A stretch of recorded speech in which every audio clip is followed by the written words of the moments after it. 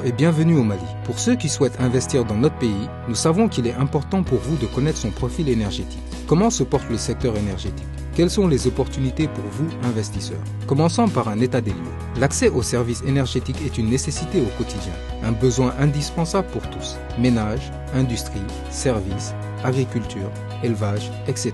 Le principal concessionnaire historique de services publics de l'électricité au Mali est la Société Énergie du Mali, EDM, qui produit près de 2440 gigawatts d'électricité par an. Mais le taux national d'accès à l'électricité est encore faible dans notre pays, à peine 50%.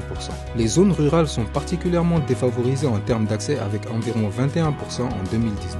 Les centrales hydroélectriques et thermiques représentent les principales sources de production d'électricité au niveau national, avec une contribution très importante de l'importation à partir de la Côte d'Ivoire.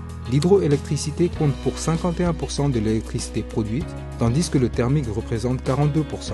Sur le terrain, les plus grandes centrales de production d'électricité sont la centrale hydroélectrique de Manantali dans le cadre de l'OMVS, avec une capacité installée de 200 MW, dont 104 MW disponibles pour le Mali, la centrale thermique à partir de fioul lourd de Caille Albatros Énergie, en partenariat public-privé pour une capacité installée de 92 MW, la centrale hydroélectrique de Félou dans le cadre de l'OMVS avec une capacité installée de 60 MW, dont 27 MW de disponibles pour le Mali, la centrale thermique de Sirakoro Sopam en partenariat public-privé avec une capacité installée de 56 MW, la centrale électrique de Sélingué avec une capacité installée de 47 MW. Enfin, la dernière née, la centrale solaire de Kita, en partenariat public-privé d'une capacité de 50 MW, dont le minimum indicatif garanti est de 42 MW injectés sur le réseau national. Quelles sont les opportunités? Dans un monde où les enjeux du réchauffement climatique sont de plus en plus pesants, et dans un Mali où les enjeux économiques sont essentiels, les énergies renouvelables constituent l'avenir. Au Mali, l'électricité coûte encore cher, surtout parce que le coût de production du thermique est élevé. De ce fait, les investissements dans les énergies renouvelables représentent une opportunité considérable pour les entrepreneurs, notamment la production décentralisée ou la production indépendante d'électricité. Le Mali dispose de ressources naturelles de production d'électricité les plus importantes et diversifiées de la région, avec un potentiel exploitable d'au moins 1 gigawatt.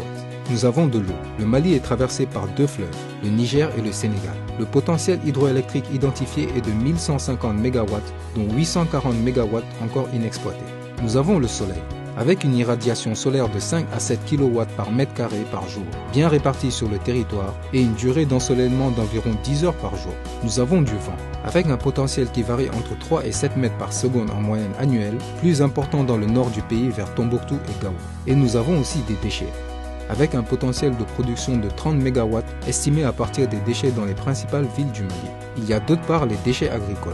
Prenons par exemple les déchets de biomasse provenant des secteurs du riz et du coton. Ils sont estimés à environ 3,5 millions de tonnes. L'utilisation des cultures comme la canne à sucre ou le jatropha pour produire du biocarburant ou l'utilisation de déchets agricoles et végétaux pourrait couvrir 300 MW sur les besoins en électricité.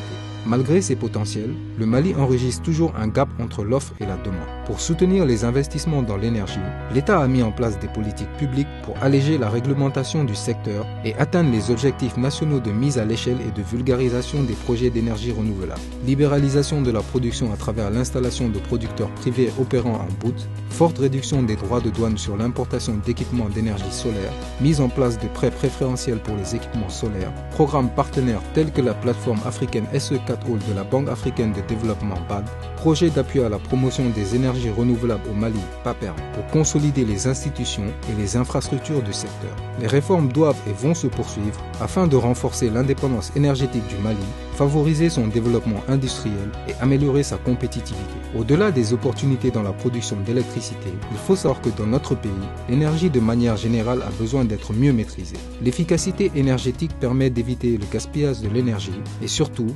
rationaliser les investissements et les coûts d'exploitation des infrastructures dans la chaîne de valeur de l'accès à l'énergie. Les catégories concernées par d'importantes pertes énergétiques sont notamment les centrales électriques, les bâtiments publics, les industries, les commerces et les ménages. Investir donc dans le domaine de l'efficacité énergétique représente aussi une opportunité certaine et rentable, en particulier pour les entreprises de services exo-énergétiques et les contrats de performance énergétique.